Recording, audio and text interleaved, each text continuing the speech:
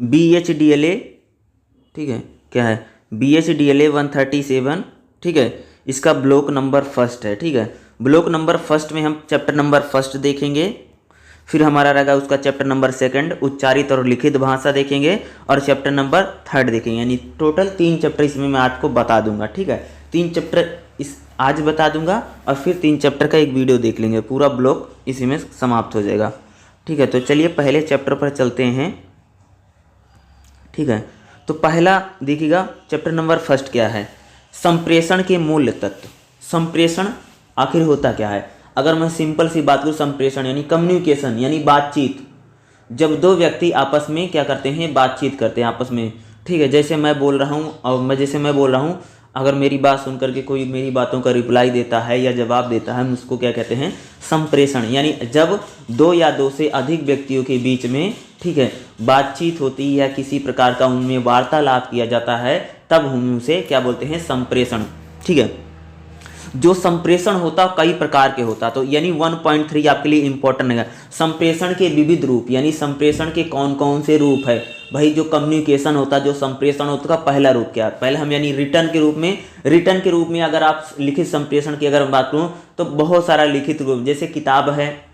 सामान्यतः अगर बात करूँ, जैसे आज लोग व्हाट्सएप पर, ठीक है, फेसबुक पर या मेल अगर मैं बात करूँ तो लिखित में उसमें बात करते हैं। पहले चिट्ठी पत्री जो चलती थी, ठीक है, ये लिखित संप्रेषण है। दूसरा होता है हमारा जो मौखिक संप्रेषण होता है, ठीक है, ठीक है। मौखिक संप्रेषण क्या होता है, यानी जैसे मैं आपको बोल रहा हूँ, ये मौखिक संप्रेषण है। यानी जब हम घर पर बातचीत करते हैं, यानी जब हम लिखकर नहीं बल्कि बोल करके बातचीत करते हैं, वह मौखिक संप्रेषण का एग्जाम्पल है। जैसे कोई व्यक्ति फोन पर बातचीत कर रहा है तो मौखिक संप्रेषण है, ठीक है। मान लो क्लास में अगर टीचर पढ़ा रहा है तो मौखिक संप्रेषण है। नेता रैली में बोल रहा है तो भी एक मौखिक संप्रेषण की ही कैटेगरी में आता है, ठीक है। टीवी पर जो संप्रेषण होता है वह भी मौखिक संप्रेषण ही होता है, कुछ उसमें लिखित भी होता है। लेकिन मान लो अगर कोई टीवी पर सीरियल आ रहा है तो पूरी तरीके से मौखिक संप्रेषण की कैटेगरी में ही होगा।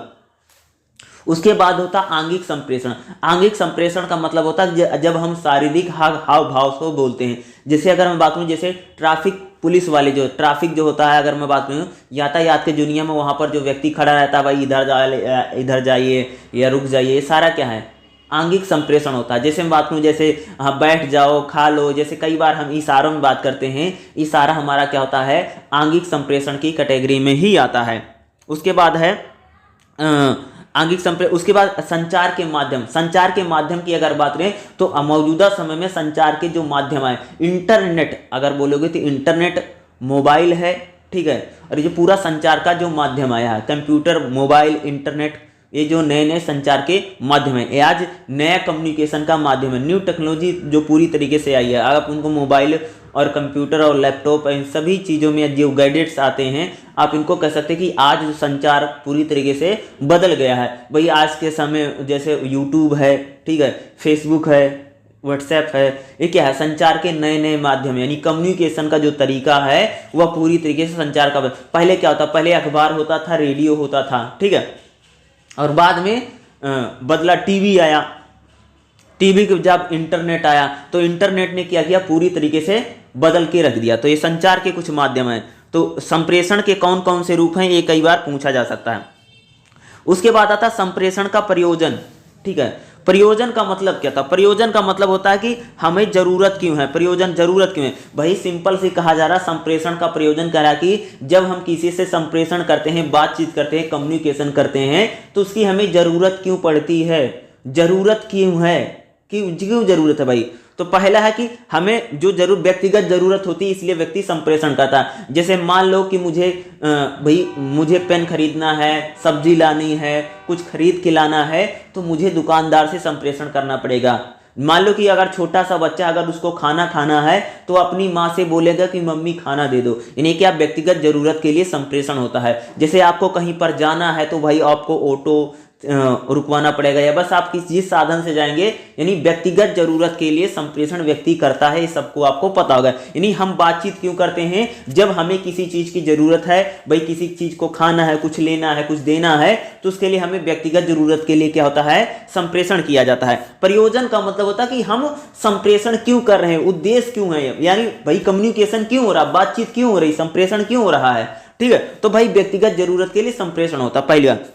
दूसरा, संबंधों के लिए, व्यक्तिगत संबंध के लिए, जैसे बात है, जैसे नाते रिश्तेदार हैं, जैसे मम्मी है, पापा हैं, मामा है, मामी है, चाचा है, चाची है, दादा है, दादी हैं, इन लोगों से हम संबंधों को बनाने के लिए क्या करते हैं, संप्रेषण करते हैं। जैसे मान लीजिए वैसे कोई लड़का है, लड़की से बातचीत कर रहा है, या कह सकते हैं कि घर वाले हैं अपने बच्चे से, माता पिता से बात कर रहे हैं, पिता माता से बात कर रहे हैं, भाई बहन से बात कर रहे हैं, यानी हम अपने संबंधों को बेहतर बनाने के लिए, हमारी जो नाते रिश्तेदारियां हैं उसके, यानी बेहतर संबंध में, नाते रिश्तेदारी नहीं, जैसे मान लो कि मम्मी से कम्युनिकेशन की जा रही, पापा से, क्यों, हम ताकि हम अपने जो संबंध है, यानी जो हमारा रिलेशन है, हम रिलेशन को ज्यादा बेहतर बना सके, इसलिए भी संप्रेषण होता है। दूसरा, सूचना के लिए संप्रेषण सबसे ज्यादा होता है। सूचना के लिए संप्रेषण बात करें, जैसे टीवी है, टीवी में क्या एक प्रकार की सूचना होती है, किताबों की बात, उस किताबों में सूचना होती है, जो न्यूज़पेपर हैं, अखबार हैं, जो न्यूज़पेपर अखबारों की बात करें, तो इसमें जो संप्रेषण होता है क्या, इंफॉर्मेशन के लिए, यानी सूचना देने के लिए भी संप्रेषण होता है,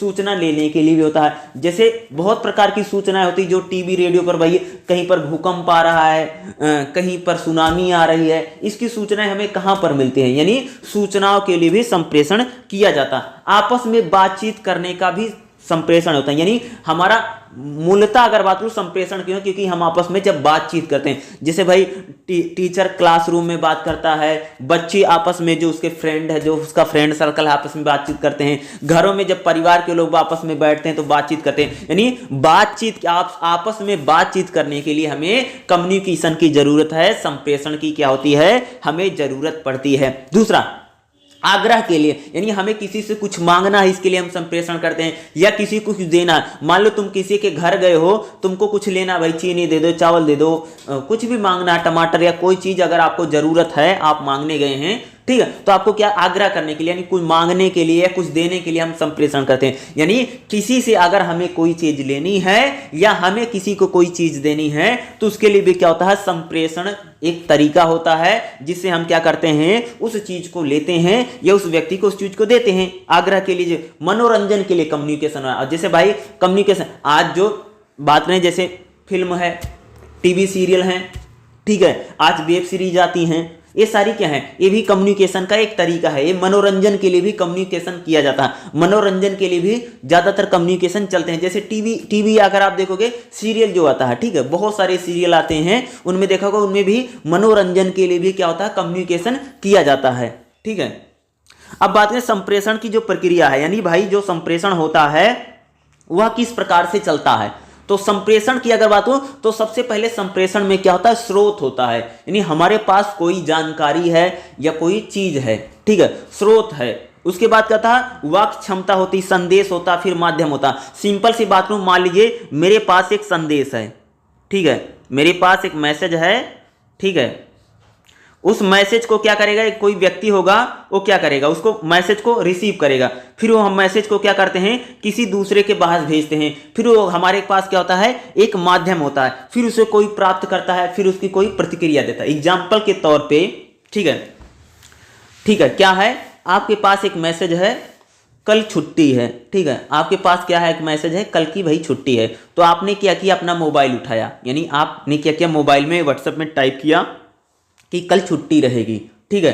तो आप क्या हैं, आप तो मैसेज देने वाले हैं, ठीक है, आप क्या हैं, मैसेज दे रहे हैं, ठीक है। संदेश आप क्या क्या है, कल छुट्टी है। माध्यम क्या है, यानी व्हाट्सएप बनाया या मोबाइल का आपका माध्यम है, ठीक है। उसको, उस संदेश को कोई ना कोई भाई रिसीव करेगा या कोई ना कोई उस मैसेज को प्राप्त करेगा। तो क्या करेगा, वो मैसेज को प्राप्त करेगा, फिर उस पर भाई प्रतिक्रिया भी दोगे, भाई कल छुट्टी क्यों है, कल क्या करना है, परसों कब आना है, कब नहीं आना है, इस प्रकार की बातचीत होती है। यानी जो संप्रेषण होता है एक प्रक्रिया, एक सर्कल जैसे सर्कल होता है, यानी गोला चक्कर होता है, इसी प्रकार से बातचीत चलता है। जैसे मान लो कि तुम व्हाट्सएप खोल के किसी को बोल रहे हो खाना खा लिया, तो तुमने लिखा खाना खा लिया, उसके मोबाइल पर मैसेज गया, फिर वो टाइप कर रहा, हाँ भाई मैंने खाना खा लिया, तुमने खा लिया क्या, मैसेज आ गया, फिर तुम दोबारा टाइप करो हाँ बताओ कैसा है। तो ये जो संप्रेषण होता है वो पूरा एक सर्कल होता है, पूरी तरीके से चलता रहता है। यानी एक व्यक्ति उसके साथ संदेश है, फिर वो भेजने वाला है, फिर उसको प्राप्त करने वाला है, बीच में कोई न कोई माध्यम होता है। जैसे हम बात करें माध्यम किस प्रकार के हैं,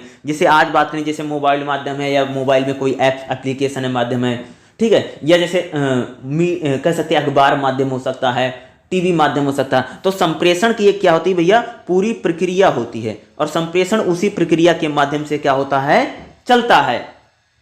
ठीक है, कोई संदेश है, कोई मैसेज है, फिर वो मैसेज को कोई भेजने वाला है, ठीक है, फिर वो मैसेज किसी माध्यम से भेजा जाएगा, माध्यम होगा, फिर उसको कोई प्राप्त करेगा, वो प्राप्त करता होगा, फिर उस पर वो प्राप्त करेगा, रिसीव करेगा, फिर उस पर कोई अपनी प्रतिक्रिया देगा। तो ये क्या था, संप्रेषण की एक पूरी प्रक्रिया चलती है। बातचीत का जो पूरा सर्कल होता है, जैसे अगर बात करूं जैसे गोल चक्कर होता है, उसी प्रकार से जो संप्रेषण होता है वह पूरी तरीके से इस प्रकार से घूमता चलता रहता है। इधर से सवाल गया, इधर उत्तर रिप्लाई आया, फिर सवाल पूछा, फिर रिप्लाई आया। इस प्रकार के संप्रेषण कम्युनिकेशन जो होता है वह पूरी तरीके से संप्रेषण की प्रक्रिया चलती रहती है। जैसे व्हाट्सएप में देखा होगा ना, इधर से तुम बोल रहे हो, उधर से वो बोल रहे हैं, उधर से वो बोल रहे हैं, उधर से वो बोल रहे हैं, पूरी तरीके से मैसेजिंग चलती है। लेकिन आपने कुछ लिखा, उसका रिप्लाई वो दे रहे हैं, फिर वो किसी माध्यम में बातचीत रही, आपके पास कोई संदेश है, वो उसका रिप्लाई दे रहे हैं। तो इस प्रकार से जो संप्रेषण होता है, कम्युनिकेशन होता है, वो पूरी तरीके से चलता है।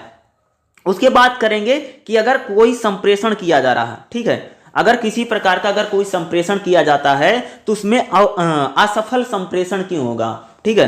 सफल संप्रेषण क्या होता है, सफल संप्रेषण का मतलब होता है कि अगर मैं कोई बात किसी को बोल रहा हूं तो उसको साफ साफ सुनाई दे रही, बातचीत में किसी प्रकार की दिक्कत नहीं हो रही है। अब बात करेंगे कोई भी संप्रेषण अवरुद्ध कैसे होता है। मान लो कि मैं किसी को कोई बात बोल रहा हूं, मेरा असफल संप्रेषण यानी मेरी कम्युनिकेशन प्रॉपर तरीके से कनेक्टेड नहीं है, कट जाती है संप्रेषण, बातचीत जो नहीं हो पा रही, उसका रीजन क्या हो सकता है। पहला कारण है कि मान लो कि आप किसी से बातचीत करो, भाई नेटवर्क आज के समय में होता है ना कि नेटवर्क खराबी है, या ठीक है इंटरनेट नहीं चला गया इस। और दूसरा, संप्रेषण में अगर किसी प्रकार की दिक्कत है, क्या पता वो व्यक्ति आपकी भाषा को नहीं समझता हो, इससे भी संप्रेषण में कई बार दिक्कत आती है। मान लीजिए आप अंग्रेजी भाषा में बोल रहे हैं और उसको इंग्लिश नहीं आती, तो आपका संप्रेषण नहीं हो पाएगा, बिल्कुल सच्चाई है, ठीक है। दूसरा, अगर मान लो कि वहां पर किसी प्रकार का शोर हो रहा, मान लीजिए कि मैं आपको कुछ बोल रहा हूं लेकिन वहां पर बहुत गाड़ी मोटर शोर शराबा आवाज है, तो मेरी बात आपको सही सुनाई नहीं देगी, यानी शोर शराबा होने की वजह से जो संप्रेषण होता है वह असफल हो सकता है, ठीक है, या उसमें किसी प्रकार की बाधा आ सकती है शोर के कारण। दूसरा, मान लीजिए अगर कोई व्यक्ति शारीरिक रूप से अक्षम है, यानी अगर बात की फिजिकली तौर से अगर आप सुनने की क्षमता नहीं, तब भी हमारा संप्रेषण जो होगा वह असफल हो सकता है, ठीक है। मान लीजिए मेरी टोन में कोई दिक्कत है, मेरा उच्चारण में कोई दिक्कत है, आप उस उच्चारण को समझ नहीं पा रहे हैं, इस वजह से भी जो संप्रेषण होता है वह असफल हो सकता है, ठीक है। ये सारे रीजन हैं कि असफल संप्रेषण को। मान लीजिए मुझे भाषा नहीं आती है किसी चीज की, तब भी संप्रेषण असफल हो सकता है। तो ये सारे रीजन है। ये पहला जो चैप्टर होगा ये पूरी तरीके से संप्रेषण पर डिपेंड करता है। इसी से रिलेटेड इसमें कोई ना कोई आपका क्वेश्चन आएगा, तो आपको क्या करनी पड़ेगी, इसको हेडिंग बना करके लिखना पड़ेगा। सबसे पहले आप क्या लिखेंगे, उसकी भूमिका लिखेंगे, ठीक है। उसके बाद आपको क्या करना पड़ेगा, इसको कैसे लिखना है, ठीक है। तो कम से कम एक आंसर को आपको कम से कम 4 से 5 पेज में लिखना पड़ेगा, मिनिमम 4 पेज तो मान लीजिए, ठीक है। 4-5 पेज का मतलब क्या होता है, जैसे एक पन्ना है, आगे और पीछे उसमें 2 साइडें होती हैं, तो आगे एक पीछे 2, इस हिसाब से गिनिएगा, ठीक है। उस हिसाब से आप लिखिए। सबसे पहले भूमिका लिखो। भूमिका में जैसे मान लो ये आ गया, संप्रेषण का प्रयोजन बताओ। प्रयोजन का मतलब संप्रेषण क्यों किया जाता है, तो पहले बताओ संप्रेषण होता क्या है, संप्रेषण हम क्यों करते हैं, हमारा प्रयोजन क्या होता है, तो सारी बात बता दो। फिर एक एक पॉइंट को क्या करो, लिखो और उनको हेडिंग बनाओ, और फिर हेडिंग को एक्सप्लेन करो, उसमें एग्जाम्पल लिखो। उस हिसाब से क्या करना पड़ता है, आपको पूरे आंसर को लिखना पड़ता है। तो पहला चैप्टर यही है, मैंने बुक के अंदर में से नहीं बताया है, बल्कि बुक के बाहर से ही मैंने जो ये सारी हेडिंग है, सारी, क्योंकि हेडिंग ही सारी इंपॉर्टेंट रहती हैं, ठीक है। तो उसी को आपको लिखना पड़ेगा। बहुत इजी है, बहुत मुश्किल नहीं है। इसका दूसरा चैप्टर भी मैं आपको बता देता हूं, ठीक है। चैप्टर नंबर 2 रहेगा, ठीक है, क्या, उच्चारित और लिखित संप्रेषण। देखो एक चीज मैं बता दूं, चाहे उच्चारित बोलो या मौखिक बोलो, दोनों का मतलब एक ही होता है, ठीक है। कई बार कन्फ्यूजन हो सकता है भाई मौखिक उच्चारित क्या है। उच्चारित का मतलब होता है भैया जिसमें उच्चारण है, ठीक है। प्रोनाउंसिएशन हम क्या करते हैं, जिनमें हम बोल रहे हैं, ठीक है, उसको बोलते हैं। जिस भाई सिंपल सा कह रहा हूँ, दूसरा चैप्टर कह रहा कि भैया लिखित और मौखिक संप्रेषण कह लो या उच्चारित संप्रेषण क्या होता है। तो आपको पता होगा लिखित संप्रेषण क्या होता है ना। तो इसमें लिखने को क्या आता है, ये प्रकार बताओ, ठीक है। इसमें हम एक एक पार्ट को देखेंगे जो हमारे लिए इंपॉर्टेंट रहेगा, ठीक है। इसमें मैं सबसे पहले देखें उच्चारित भाषा की प्रकृति क्या होती है, ठीक है। अगर हम बात करें तो उच्चारित भाषा की प्रकृति क्या, ठीक है। यह काम दो तरीकों से कर सकते हैं। देखो अभी तक हमने यह जाना है कि भाषा मानव समुदाय के एक दूसरे के निकट लाने का महत्वपूर्ण है। कह रहे हैं कि भैया जो भाषा होती है वह एक दूसरे को निकट लाने का काम करती है, यानी लैंग्वेज के जरिए जो व्यक्ति है एक दूसरे के निकट आता है, ठीक है। हम अपनी बात किसी दूसरे तक पहुंचाने के लिए भाषा का प्रयोग करते हैं। यानी कह रहे हैं कि अगर हमें कुछ बात कहना है तो उसके लिए हम क्या करते हैं, भाषा का प्रयोग करते हैं और भाषा के माध्यम से हम अपने विचारों को या अपनी बात को दूसरे के सामने रखते हैं, ठीक है। यह काम दो तरीकों से कर सकते हैं, एक तो बोलकर और दूसरा लिखकर। यानी जो भाषा होती है हम उसको दो तरीकों से कर सकते हैं, यानी अपनी बात को हम दो तरीकों से किसी व्यक्ति के सामने कह सकते हैं। एक तो होता भैया बोल करके हम कह सकते हैं, दूसरा होता है हम उसको लिख कर कह सकते हैं। हमें उच्चारित भाषा के माध्यम में पहुंचते हैं, ठीक है। उच्चारित रूप के माध्यम से संप्रेषण में जरूरी है कि सुनने वाला श्रोता हमारे सामने, यानी कहते हैं पहला बात क्या है, उच्चारित भाषा की प्रकृति होती है कि हमारे सामने जो श्रोता होता है वह बैठा होता है। यानी उच्चारित भाषा में सबसे बड़ी चीज होती है कि जब हम उच्चारित संप्रेषण करते हैं, यानी मौखिक कह लीजिए, उच्चारित संप्रेषण करते हैं तो व्यक्ति हमारे सामने बैठा रहता है, वह सुनता है, यानी श्रोता हमारे सामने बैठा है, ठीक है। अगर मैं लिखित भाषा की बात करूं तो लिखित में हमारे सामने वो व्यक्ति बैठा नहीं भी रहता है, ठीक है। लेकिन उच्चारित भाषा में क्या रहता है कि हमारे सामने जो श्रोता है वह बैठा रहता है। और एक चीज आपको पता होगा कि किसी भी व्यक्ति को अगर बच्चे का जन्म होता है तो वह सबसे पहले उच्चारित भाषा को ही सीखता है।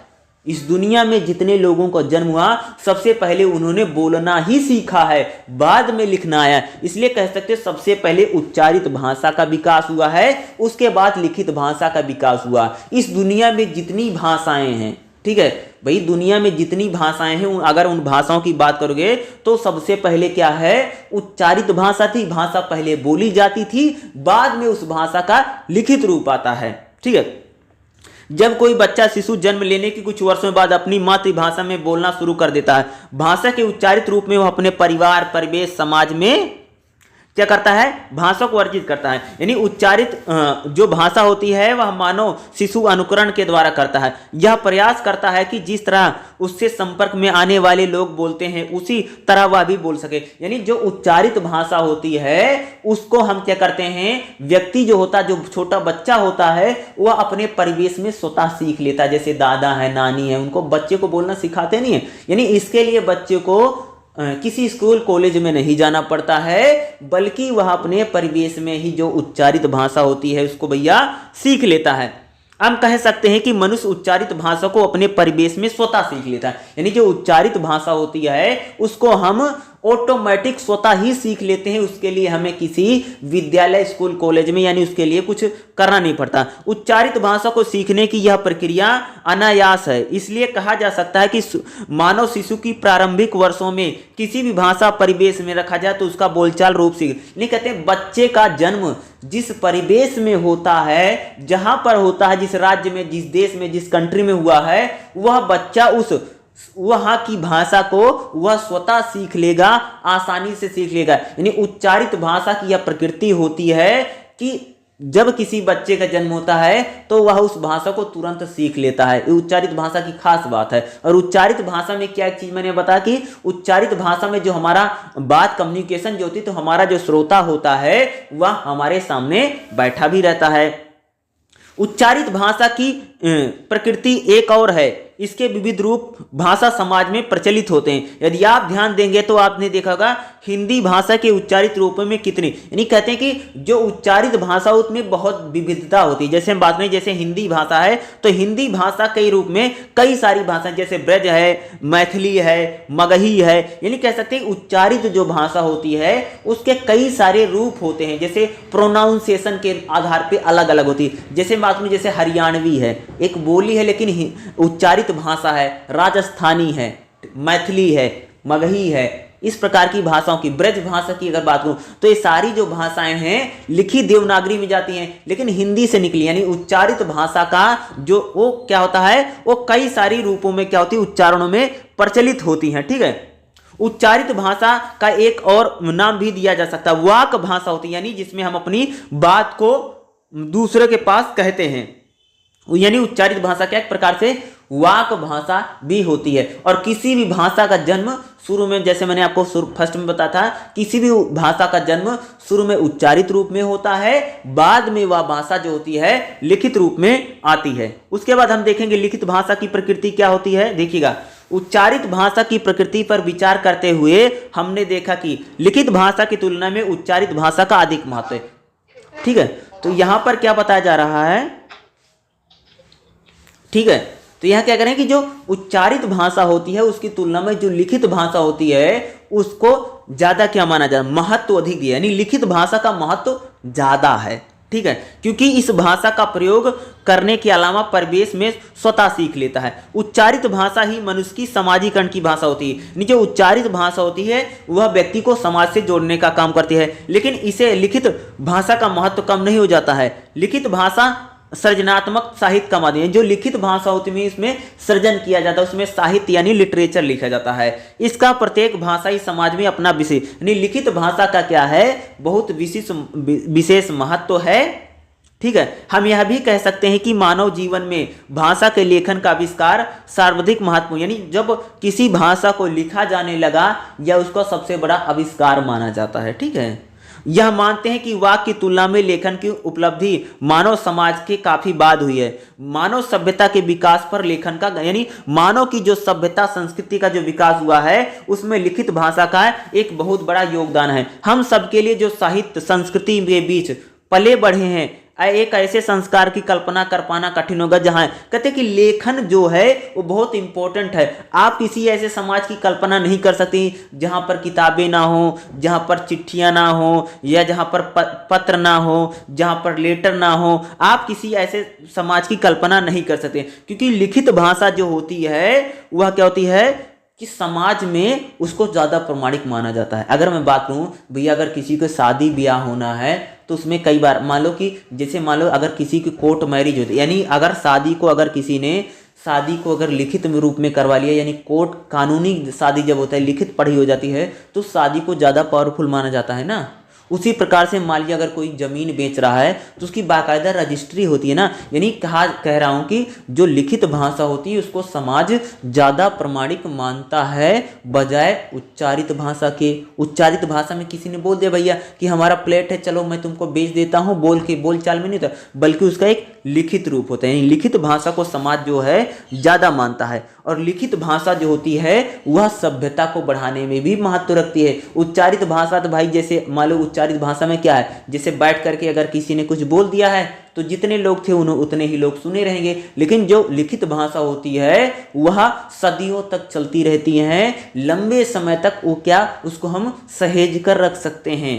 ठीक है, ये उच्चारित और लिखित भाषा में क्या होता है, थोड़ा सा डिफरेंट होता है। अब हम बात करेंगे उच्चारित और लिखित भाषा में भेद किस प्रकार के हैं।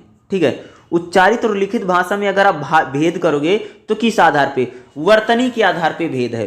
अगर बात करें जैसे, ठीक है भाई, लिखा कुछ जाता है, बोला कुछ जाता है, वर्तनी के आधार पे। उच्चारित क्रिया के रूप में कुछ भेद होते हैं और उनके प्रयोग के आधार पर, यानी उच्चारित और लिखित भाषा में किस प्रकार का प्रयोग किया जाता है इस आधार पे कुछ इसमें भेद आते हैं। बात आएगी जो 2.5 हमारा रहेगा, उच्चारित और लिखित भाषा की विशेषता क्या होती है। ठीक है, 2.6 में देखिए गया उच्चारित भाषा के प्रकार, एक कई बार पूछा गया है एग्जाम में। ठीक है, इसको देखिएगा, सामाजिक संप्रेषण की दृष्टि से भाषा का उच्चारित रूप अधिक महत्व, यानी कह सकते हैं कि समाज में जो उच्चारित भाषा है वह संप्रेषण की दृष्टि से अधिक महत्व माना गया है। प्रसिद्ध कुछ आधुनिक भाषा विज्ञान भाषा वैज्ञानिक पिछले कुछ सालों में तक भाषा शोधकर्ताओं ने न केवल उच्चारित भाषा पर बल दिया है बल्कि विशेष यानी उच्चारित भाषा पर पिछले कुछ वर्षों में अगर कहें तो बहुत ज़्यादा बल दिया गया है। बोलचाल की भाषा वाक्य या उच्चारित भाषा का महत्व यानी जो बोलचाल की भाषा है, जो वाक भाषा है, उच्चारित भाषा है, उसका भाषा का महत्व पिछले उसके प्रकार के कारणों से प्रमुख रहा है। अगर बात करूं उच्चारित भाषा का क्या महत्व है, ठीक है, महत्व तो पहला महत्व क्या है, मानव के संप्रेषण व्यापार में उच्चारित भाषा नहीं कह सकते। जो मनुष्य है अगर उसको कोई बात करनी है, अगर अपनी बात कहनी है तो वह उच्चारित भाषा का ही प्रयोग करता है। प्रकार का मतलब तो उसका महत्व क्या है, प्रकार का मतलब भैया, प्रकार का मतलब क्या होता है, महत्व। इस बात को ध्यान रखना जब पूछे कि उच्चारित भाषा का प्रकार बताइए जिसका मतलब महत्व, तो उच्चारित भाषा का पहला महत्व क्या है, यह मानव संप्रेषण का उच्चारित में मूल रूप यानी क्या करता है, मनुष्य बोलचाल के लिए इसका किसी भी भाषा समाज में भाषा बोलने वालों की संख्या अधिक पढ़ने वाली तुलना में कहते हैं कि जो उच्चारित भाषा को बोलने वालों की संख्या ज़्यादा होती है। भाई भाषा को लिखने पढ़ने वालों की तुलना में भाषा के जो बोलने वाले लोग हैं उनकी संख्या क्या होती है, हमें ज़्यादा देखने को मिलती है। अतः यह भी कहा जा सकता है कि उच्चारित भाषा का भौगोलिक क्षेत्र बड़ा होता है, यानी जो उच्चारित भाषा होती है उसका क्या होता है, जो भौगोलिक क्षेत्र होता है वह क्या होता है, ज़्यादा बड़ा होता है। भाई कोई भी उच्चारित भाषा होगी उसका जो क्षेत्र होता है, जो एरिया होता है वह लिखित भाषा की तुलना में क्या होता है भैया, बहुत बड़ा होता है और इसके विविध भाषा समाज में भी बृहत होता है। आज हिंदी भाषा को अगर देखें तो वह पूरे भारत में अलग अलग तरह से बोली जाती है। अगर आप देखोगे तो हिंदी का जो स्वरूप है वो बहुत बड़ा है, लेकिन अलग अलग बोलियों में बोली, लेकिन तो है तो हिंदी, लेकिन उसका स्वरूप बड़ा है। अपनी स्थानीय बोलियों के बीच बोली क्षेत्र में उसका क्षेत्रीय स्वरूप प्रचलित होता है। जैसे आप बात करोगे जैसे कलकतिया हिंदी है, मुंबईया हिंदी है, हैदराबादी हिंदी है, यानी जो उच्चारित भाषा होती है उसका क्षेत्र बड़ा होता है, वह बड़े क्षेत्र में बोली जाने वाली भाषा होती है। इस प्रकार उच्चारित भाषा में अनेक रूप समाज में प्रयुक्त मिलते हैं जिनके माध्यम से भाषा समुदाय के सभी सदैव अपनी संप्रेषण की आवश्यकता है। यानी कह सकते हैं कि जो उच्चारित भाषा होती है उसमें हर कोई व्यक्ति अपनी बात को कह सकता है। भाई लिखित भाषा का प्रयोग हर व्यक्ति नहीं कर सकता है, लेकिन जो उच्चारित भाषा होती है, देखो यही सबसे बड़ा महत्व है कि उच्चारित भाषा का जो प्रयोग है वह हर कोई व्यक्ति कर सकता है, ठीक है, लेकिन लिखित भाषा का प्रयोग कोई ही कर सकता है, पढ़े लिखे लोग ही कर सकते हैं, लेकिन जो उच्चारित भाषा है उसका प्रयोग अनपढ़ व्यक्ति भी कर सकता है, ठीक है। हमें यह ध्यान रखना चाहिए किसी विशेष क्षेत्र में किसी सामाजिक वर्ग की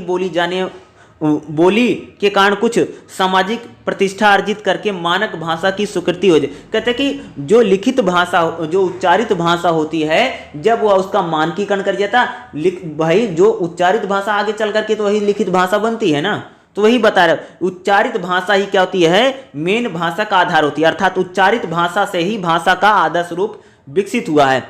मानक भाषा यानी लिखित भाषा में उच्चारित भाषा की अपेक्षा वैधिक कम मिलता है, यानी उसका विकल्पन कम है। उच्चारित भाषा समाज में कितने कितने भिन्न सामाजिक प्रक्रियाओं की तरह स्पष्ट किया, यानी सबसे पहले जो भाषा का विकास होता है वो उच्चारित में होता है, बाद में लिखित में। यानी उच्चारित भाषा का जब आपसे पूछेगा उच्चारित भाषा के प्रकार बताओ, तो आपको उसका क्या बताना पड़ेगा, उसका आपको महत्व बताना पड़ेगा। ये क्वेश्चन इंपॉर्टेंट है और एग्जाम में इसको पूछा भी जा सकता है, इसलिए इसको ध्यान में रखिएगा, ठीक है। अब जैसे इन्होंने बोला कि उच्चारित भाषा एक वैकल्पिक यथार्थ है, यानी उच्चारित जो भाषा होती है वह वैकल्पिक यथार्थ है।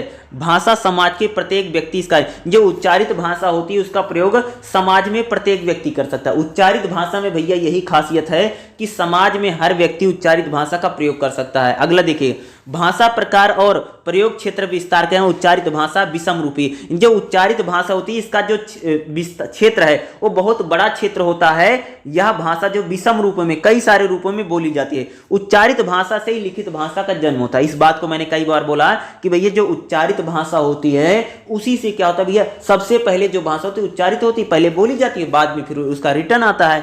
दूसरा देखिएगा, उच्चारित भाषा में कोड मिश्रण की, यानी उच्चारित जो भाषा होती है इसमें कोडिंग ही होती है, लिखित भाषा में कभी कोडिंग नहीं की जाती है, यानी उच्चारित भाषा में जैसे कई बार कर देते हैं। आगे देखिएगा, उच्चारित भाषा समाज में प्रतिष्ठा के कारण नहीं बल्कि लिखित भाषा को ही मिलती है, यानी कह सकते हैं कि उच्चारित भाषा को प्रतिष्ठा के कारण नहीं बनती बल्कि प्रतिष्ठा, यानी देखो कि कोई भी भाषा प्रतिष्ठित भाषा कम मानी जाती है जब उसका लिखित रूप आ जाता है। ठीक है, उच्चारित भाषा का प्रयोग आत्मीयता के लिए भी, जैसे हमारा कोई आत्मीय है उसके लिए करते हैं। ठीक है, औपचारिक भाषा का प्रयोग अनौपचारिक, यानी उच्चारित भाषा का जो प्रयोग होता है इनफॉर्मल में ज्यादा किया जाता है, अनौपचारिक रूपों के लिए हम इसका प्रयोग क्या करते हैं भैया, ज्यादा करते हैं। अगला देखिए, उच्चारित भाषा में विकल्पन, यानी विकल्प लिखित भाषा की तुलना में बहुत ज्यादा है, यानी उच्चारित भाषा को आप कई सारे रूपों में बोल सकते हो, शब्दों को किसी प्रकार से बोल सकते हो, लेकिन जो लिखित रूप रहता है वो सेम ही रहता है। जैसे मान लो हिंदी को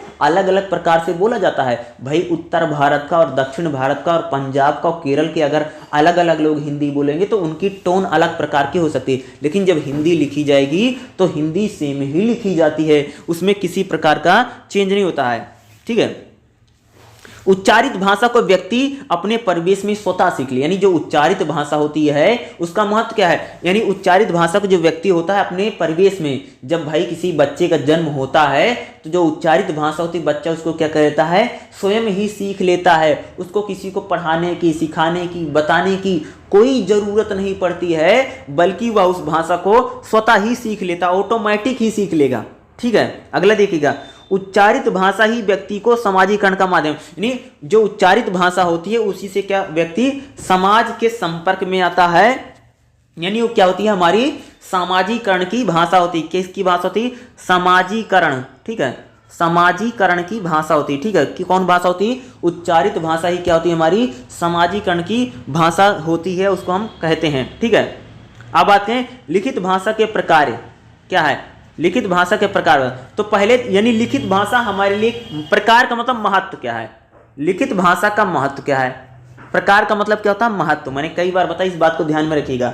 ठीक है, तो लिखित भाषा का भैया क्या महत्व, तो लिखित भाषा का पहला महत्व क्या है, स्मृति में सहायक होती है। मान लो आप भाषा को कहीं पर लिख लेते हैं तो आपको वह लंबे समय तक याद रहेगी, यानी क्या है, स्मृति में, मेमोरीज में, यानी हमें अगर किसी चीज का लिखित रूप रहता है, मान लो कि किसी ने आपको कुछ बोला है तो भाई उच्चारित में था, बोला था तो भूल जाओगे, कुछ साल 2 साल बाद भूल जाएगा आदमी, या कुछ समय के बाद भी भूल सकता है, लेकिन अगर आपने उसको लिख लिया है तो वह लंबे समय तक आपको दोबारा देख सकते हो, पढ़ सकते हो। यानी जो लिखित भाषा होती है वह हमारी स्मृति में सहायक होती है।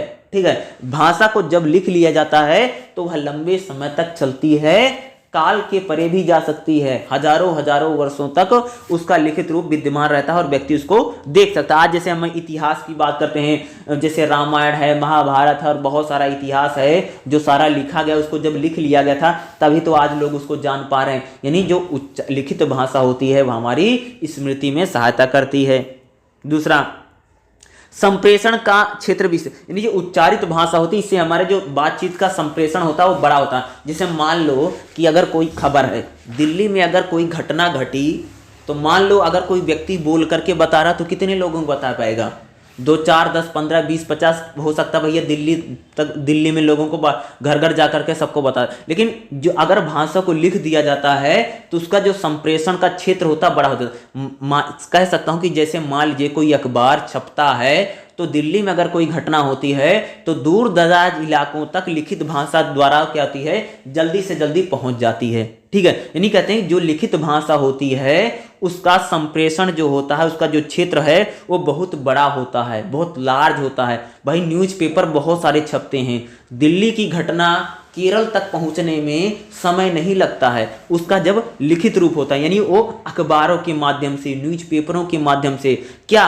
वो फटाफट क्या होती है, पहुंच जाती है, यानी उसमें किसी प्रकार की कोई समस्या नहीं आती, फटाफट वो बढ़ती चली जाती है, यानी उसमें किसी प्रकार की दिक्कत नहीं आती है। यानी जब भाषा लिखित रहती है तो जैसे मान ली आज यहाँ पर कोई कविता लिखी गई, ठीक है, भारत में, भाई वो पाकिस्तान में भी पढ़ी जा सकती है, पाकिस्तान के लोग भी पढ़ सकते हैं, धीरे उसका यानी देश के बाहर भी उसका विस्तार हो जाता है, तो अभी तो मैं बता, यानी जब लिखित रूप होता है, मान लो कि अगर कोई खबर छपती है, ठीक है, एक अखबार है, अमेरिका में घटना घटी, ठीक है, उसको लिखा गया, तो भैया वो भारत में भी आएगा, पाकिस्तान में जाएगा, न्यूजीलैंड में जाएगा, यानी उसका क्या जो विस्तार होता है, लिखित भाषा का जो संप्रेषण का क्षेत्र होता है वो बहुत बड़ा होता है, यानी कम्युनिकेशन का एरिया जो होता है वह बहुत लार्ज हो जाता है, बहुत एक्सटेंड कर जाती है, भाषा बढ़ जाती है, ठीक है, इसका एक महत्व है, ठीक है।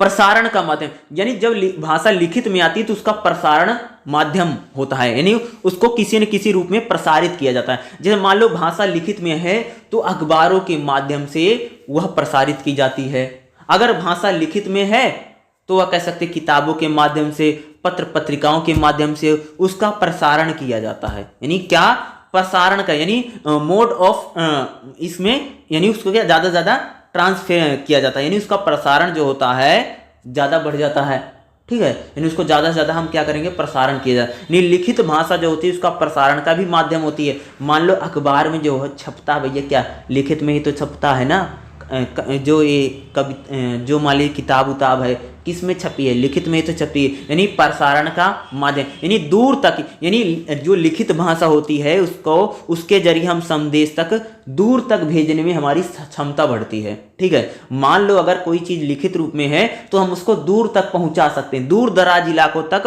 क्षमता होती है। लिखित संदेश उच्चारित संदेश की तरह समय प्रसारित करना जरूरी नहीं होता, इसे बाद में भी उपलब्ध कराया जा सकता है। लिखित भाषा की यह विशेषता होती है कि उसे प्रसारण के माध्यम में स्थापित नहीं करती।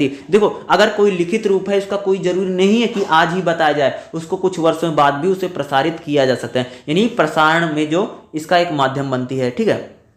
अगला सामाजिक नियंत्रण, यानी सोशल कंट्रोल, जो लिखित भाषा होती है उसका सामाजिक नियंत्रण है। आज बात में, आज जो पूरा सरकार है, सरकार का जो काम है सब तो लिखा पढ़ी में होता है, लिखित रूप में ही होता है। आज कोर्ट है, सरकार है, या अदालतें हैं, पुलिस थाना है, ठीक है, जितनी एजेंसियां हैं, स्कूल विद्यालय कॉलेज हैं, इनका सब क्या है, सबका लिखित रूप होता है, यानी सामाजिक नियंत्रण है। मान लो किसी को भैया कोई जमीन लेनी है, ठीक है, या रजिस्ट्री करवानी है या कुछ करना है, तो क्या सब लिखित रूप में होता है ना, तो यानी कह सकते हैं कि सामाजिक नियंत्रण यानी सोशल कंट्रोल को भी स्थापित करती है। लेखन के अस्थायित्व का दूसरा महत्वपूर्ण पक्ष यह है कि उसे सामाजिक व्यवहार को नियमित और नियंत्रित करने की शक्ति है।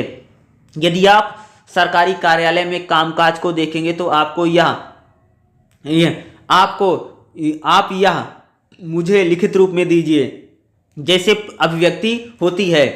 मान लीजिए आप कोई सामान खरीदने गए, अगर आपके पास उसकी पर्ची होती है तो उसको माना जाता है कि अगर आपके साथ किसी प्रकार का उसको खराब सामान निकल गया तो सामान वापस मिलेगा, यानी आप उपभोक्ता फोरम में जाकर के उसकी कंप्लेन कर सकते हैं। यानी कह सकते हैं कि अगर किसी चीज़ को लिख दिया जाता है तो वह ज़्यादा प्रमाणिक माना जाता है, ठीक है। मान लो किसी की शादी हुई है, मैं पहले बता चुका हूँ, मान लो किसी की शादी हुई है, कई बार देखो ना लड़का लड़की भाग करके जा करके कोर्ट मैरिज कर लेता है, ठीक है, ये नहीं मंदिर में जाके पंडित जी के आगे तिलक लगा करके फूल माला पहना के शादी कर लिया है, क्या करता है डायरेक्ट जा करके कोर्ट में शादी करवा लेते हैं, ठीक है। यानी कोर्ट में शादी करने के बाद जो शादी होती है वह प्रमाणिक हो जाती है, उसको प्रमाण मिल जाता है, उसको सर्टिफिकेट मिल जाता है, वो परिवार के लोग माने या ना माने, लेकिन जब उसका लिखित रूप हो जाता है तो वह ज़्यादा प्रमाणिक है, होता है ना।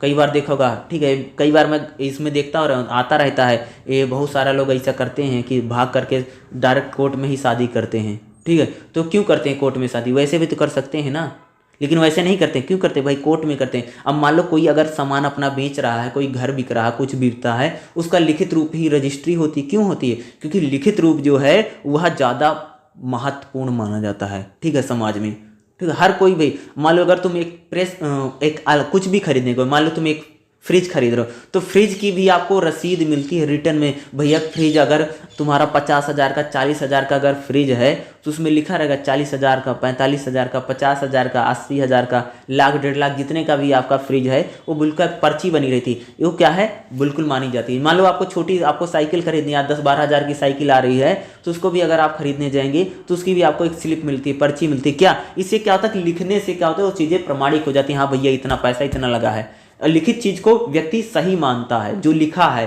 ठीक है, मुंह से बोला कोई नहीं मानता ना, वही से बोला हूं, यानी सामाजिक प्रतिक्रिया यानी जो प्रतिक्रिया होती है, हर बार जो प्रतिक्रिया वो लिखित रूप में ही है। यानी भाषाई संप्रेषण में वाक्य की सीमा से स्वतंत्र करते हुए लेखन में कई प्रकार हैं। यानी कह सकते हैं कि जैसे मान लो कि हम लोग क्या, जब हम किसी से व्हाट्सएप में बात करते हैं, फेसबुक में बात करते हैं, या कहीं पर अगर सोशल मीडिया में बात करते हैं, तो किस पे बात करते हैं, लिख करके तो हम प्रतिक्रिया देते हैं, ठीक है।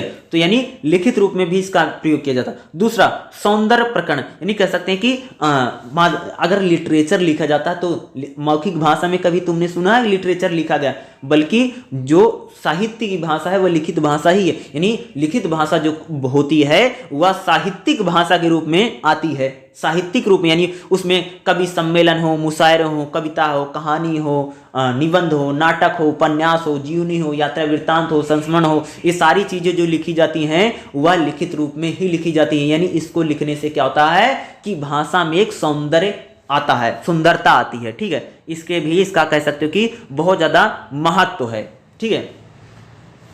ये इतना इंपॉर्टेंट है। जैसे देखेंगे कि बोलचाल की भाषा में लिप्यांकन, इसको देख ले भाई, लिप्यांकन क्या है देखिएगा। बोलचाल की भाषा और लिखित भाषा का अंतर उस समय अधिक स्पष्ट हो जाता है। क्या करें, बोलचाल की भाषा और लिखित भाषा का जो अंतर है, डिफरेंस है, उस समय के लिए स्पष्ट हो जाता है जब बोलचाल की भाषा में ध्वनियों को लिखित भाषा में लिप्यांकन करने का प्रयास किया जाता है। जब बोलचाल की भाषा को लिखा जाता है तो उसका जो महत्व है वो बढ़ जाता है। लिप्यांकन का मतलब लिपिबद्ध करना। भाई लिपिबद्ध क्या होगा, लिपि का मतलब लिखना, ठीक है। तो बोलचाल की भाषा में लिप्यांकन का महत्व है। जो तो उच्चारित भाषा में तमाम ध्वन्यात्मक विशेषता को लिपिबद्ध करना असंभव है। कहते हैं कि हर ध्वनि को लिपिबद्ध करना तो मुश्किल है। उच्चारित भाषा की अनेक ऐसी रचनाएं हैं जिनको लिखने में शब्दों को लिखकर व्यक्त किया जाता है। जैसे नाटक है, भाई अगर कोई नाटक है तो उसको लिख लिया जाता है। कहानी है, उपन्यास में देखा होगा कि उच्चारित भाषा की इन चेष्टाओं को वह रोते हुए आया, वह जोर से हंसने लगा, लिख करके व्यक्त किया जाता है। जैसे मान लो कोई रेडियो पर नाटक आता है तो बोलते हैं ना, रोते हुए आया, ठीक है, जोर से हंसने लगा। मतलब अगर टीवी सीरियल है उसमें दिख रहा तो रोते हुए चिल्लाते, लेकिन अगर मान लो रेडियो पर नाटक आता तो बोलते ना पैर पटक करके भागा। अरे जैसे मान लो कि अगर रेडियो पर नाटक आ रहा, अगर किसी को खून लग गया तो बोले अरे अरे तुमको तो चोट लग गई, देखो खून बह रहा है, बताएगा। मान लो यही नाटक अगर टीवी पर आ रहा है तो टीवी पर कोई नहीं बोलता है, ये फर्क होता है। यानी बोलचाल की भाषा को हम लिपिबद्ध कर सकते हैं, लिप्यांकन। अरे ज्यादातर अगर आप देखोगे तो इसका भी बहुत आता है। जैसे अगर हम बात करें, जैसे रोना है, हंसना है, चीखना है, चिल्लाना है, डांटना है, झिड़कना है, बड़बड़ाना है, बुदबुदाना है, आहें भरना, हकलाना है, नाक से बोलना, ना जाने कितनी प्रकार की क्रियाओं और चेष्टाओं को किसी भी प्रकार से शारीरिक मानसिक अनुक्रिया के साथ जोड़ा जा सकता है। जैसे रोने में आंसू आना, चेहरा पर पीला पड़ना, आंख सूजना, नाक लाल होना। दूसरी ओर इसका संबंध उच्चारित पक्ष से जुड़ा होता है। जैसे रोने के समय तरह तरह की आवाजें धीमी या तेज होती हैं। ये सारी चीजों हम क्या कर सकते हैं, लिपिबद्ध कर सकते हैं, यानी इसको भी क्या लिखा जा सकता है। जैसे उनको घबरा कर झोला उठा भागी किसके साथ, उसे अभी आज ही भागना था, यानी इस प्रकार के। आंखें निकाल के पूछो, जवान था। गिड़गिड़ा कर बोले, 2 दिन की मोहलत तो दिलवा दो साहब, गिड़गिड़ा करके। जैसे कई बार कहानियों वहानियों पढ़ा ना, इस प्रकार के गिड़गिड़ा कर इंस्पेक्टर के साथ बोला, इस प्रकार के। धीरे से पूछा, कई बार होता ना कि जैसे होता है ना, स्वर में मीठा बनाते हुए, यानी मीठा बनते हुए बोला। तुनुक कर कहा, जाओ तुमसे बात नहीं करते।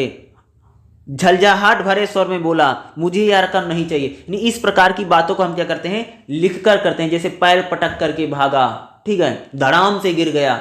इस प्रकार की बातों हम क्या कर सकते हैं, लिखित रूप में कर सकते हैं। यानी इनको क्या भाषा में क्या होता है भाई, लिप्यांकन का बहुत ही ज्यादा महत्व भी दिखाई पड़ता है। तो ये इंपॉर्टेंट था, इसमें जितना था उतना तो मैंने आपको बता दिया है। ये सारी चीजें आती हैं, जितना इंपॉर्टेंट है उसी सेक्शन को देखेंगे क्योंकि कई बार आ भी जाता है, ठीक है। उसके बाद यहाँ पर देखोगे 2.10 आ गया है, इसी के साथ एक जो चैप्टर है, चैप्टर नंबर 2 है, ये समाप्त हो गया है, ठीक है। उसके बाद जो इसका चैप्टर नंबर 3 है, थोड़ा सा उसको भी देख लेंगे। देखिएगा, आंगिक भाषा और संप्रेषण। आंगिक भाषा और संप्रेषण में देखिए, आंगिक भाषा क्या होती है, हाव भाव की भाषा को ही हम आंगिक भाषा बोलते हैं, ठीक है। आंगिक भाषा में जैसे भरतनाट्यम वाट्यम कुछ होता है, जैसे ट्रैफिक हवलदार हैं, इनमें आंगिक भाषा है, ठीक है। वही आंगिक भाषा में कई बार हम शारीरिक प्रतिक्रिया भी करते हैं, जैसे मान लो तुम खाना खा रहे हो, कोई तुमसे पूछ रहा है या काम हो गया क्या, तुम सर में हाँ हिला दिए या मना कर दिया, ऐसे मना कर दिया। तो इस प्रकार ये सारी हमारी क्या होती है, आंगिक भाषा होती है। इसमें हाव भाव बहुत इंपॉर्टेंट है। हाव भाव कैसे, जैसे कई बार तुमने सुना ना, हाव भाव देख करके लग रहा था बड़ा निराश है, ठीक है। हाव भाव देख करके बहुत चीज़ों, मान लो कोई आदमी गुस्से में है तो आपको पता चलेगा कि हाव भाव देख करके बहुत गुस्से में है। कई बार लोगों को देखा होगा ना कि जब गुस्से में होते तो उनकी आंखें लाल हो जाती हैं, चेहरा लाल पड़ जाता है। तो इस प्रकार से हाव भाव सामाजिक सापेक्षता, समाज में जो हाव भाव है उसका एक सामाजिक है। हाव भाव में भाषा का स्थान भी होता है। जैसे तुमने देखा होगा ना, कई बार जैसे कई बार वो जो जैसे पिज़्ज़ा है, बर्गर है, कई बार जैसे नमकीन का पैकेट होता है या कोई चिप्स का पैकेट है, उस पर जो बच्चे का फेस होता है, अगर मीठा है तो अलग तरह का मुंह बनाता है, अगर तीखा है तो पूरा आंख बंद कर लेगा, तो किस प्रकार का मुंह बनाता है, यानी उस प्रकार का होता है ना। देखा होगा ना, वो जो चिप्स का पैकेट है, बिस्कुट है, नमकीन है, ठीक है, कुरकुरे है, ठीक है, इस प्रकार के जो पैकेट होते हैं उस पर जो बच्चे का फोटो होता है, तीखा है, मीठा है, ठीक है, नमकीन है, किस प्रकार का है, उसके मुंह का फेस देख करके आप बता सकते हैं, उसको बताया जाता है। मीठा तो इस प्रकार से, ठीक है। हाव भाव के अनेक प्रकार होते हैं। आंगिक भाषा जो होती है वो शारीरिक प्रतिक्रिया, यानी शरीर में कुछ केमिकल होते हैं, ठीक है। जैसे मान लो कोई व्यक्ति अगर कोई गुस्से में हो तो लाल हो जाता है, ठीक है, या अगर किसी बहुत खुशी में होता है, कई बार खुशी में लोगों के आंसू आ जाते हैं, तो और ये शारीरिक प्रतिक्रियाएं भी होती हैं, ठीक है। तो ये हाव भाव जो है और आंगिक संप्रेषण, ये इंपॉर्टेंट हो सकता है, इसमें से क्वेश्चन भी आपसे पूछे जा सकते हैं, ठीक है। जैसे आंगिक भाषा और भाषा का, तो इसमें दो ही इंपॉर्टेंट है, 3.2 और 3.3, यही दो पोर्शन है जो आपसे इसमें पूछा जा सकता है, यही इंपॉर्टेंट रहने वाला भी है, ठीक है। इसमें देखिएगा,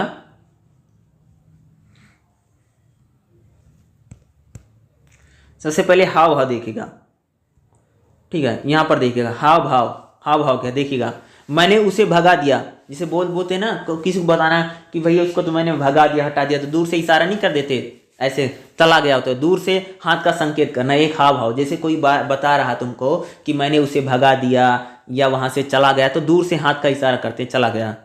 मैं तुम्हें मारूंगा, जैसे कई बार भाई बहन आपस में लड़ाई करते हैं तो मुक्का दिखाते एक दूसरे को ना, मारूंगे, यानी वो हाथ से इशारा करते ना मुक्के का, तो उसको ये हाव भाव है। मिलना है, मिल जाएगा, जैसे हाँ में मुद्रा करते हैं, हाँ ठीक है, मिल जाएगा, 3-4 बार हाँ में सर हिलाते हैं। जैसे कोई पूछ रहा कि मिल जाएगा क्या, भाई तुम्हारी गाड़ी लेनी है, बाइक लेनी है, तुमको मिल जाएगी क्या, हाँ ठीक है, हाँ सर हिला देता है। मत करो यह काम, जैसे कई बार जो माएँ होती है अपने बच्चों को आंख दिखाती हैं, ऐसी उंगली से ना करती हैं, मत करो, इस प्रकार के हाव भाव ही आपको देखने को मिलता है।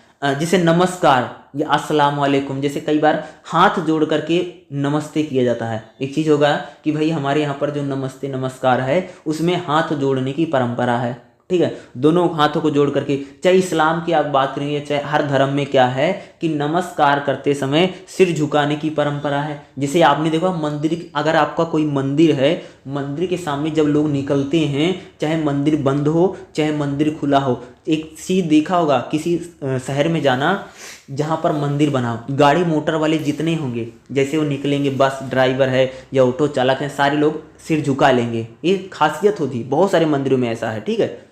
जब उसके सामने से निकलते हैं तो एक बार सर झुका लेते हैं, ये जात बहुत सारे मंदिरों में ऐसा है। ज़्यादातर तुम सबने देखा भी, अगर किसी जो चालक है जो गाड़ी को चला रहा है उसका अगर ध्यान दिया होगा, जब वो निकलेगा तो एक बार सर से झुकाते हैं। तो इस प्रकार के ये सारे के हमारे हाव भाव ही हमारे होते हैं, ठीक है।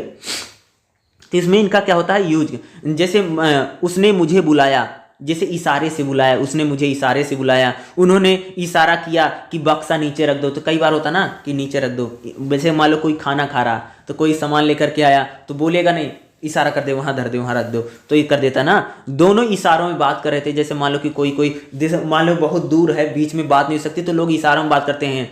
कल ठीक था तो बोलते हैं ना, मैंने तुम्हें इशारा नहीं समझा। कई बार भाई पता नहीं क्या बोल रहे थे, मैं तुम्हारा इशारा नहीं समझा। तो यहाँ पर क्या होता है, इशारों में बात।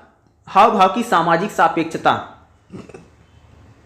सामाजिक सापेक्षता कहते हैं ज्यादातर अगर आप देखोगे, अगर किसी को हाँ करना, ऊपर से नीचे अगर सिर में हिलाता है तो पूरे समाज में क्या है, वह व्यक्ति हर एक चीज को हाँ बोल रहा है। इस समाज में मान्यता भैया, अगर किसी को हाँ कहना है कि हाँ ठीक है, तो ऊपर से नीचे सिर को हिलाएगा, इसको हाँ बोला जाता है। ऊपर से नीचे, अगर इधर से दाएं से बाएं घुमा रहा है सिर को, जिसका मतलब वो मना कर रहा है। ये समाज में पूरी तरीके से हाँ और ना करने का प्रमाणिक पैमाना है, समाज में मान लिया गया है। शायद आपको पता भी होगा ना, यही है सामाजिक सापेक्षता। जिसे टाटा करना है, बाय करना है, तो इसको भी हाथ से ही किया जाता ना। जैसे कोई भाई टाटा कर रहा है, कोई बाय कर रहा है, उसको बोला। कई बार जैसे किसी को कुछ मांगना होता, हाथ नीचे करके मांगता ना, हाथ में दे दो। जैसे कोई प्रसाद मांग रहा, कोई भीख मांग रहा, कोई पैसे मांग रहा है, तो भी हाथ कर देता ना। जैसे भिखारी उखारी होगा, हाथ ऐसे फैला देता है, ठीक है। मंदिर में किसी को प्रसाद लेना, हाथ ऐसे कर देता। तो ये सारे क्या है, ये सिर्फ हाव भाव हैं, ये समाज में प्रमाणिक हैं। अगर कोई व्यक्ति टाटा कर रहा है, उसका भी एक सामाजिक सापेक्षता है। समाज में ऐसे ऐसे 2-3 बार हिला दिया हाथ को ऊपर करके, तो इसका मतलब वो बाय या टाटा कर रहा है। इस प्रकार की चीजें होती हैं समाज में,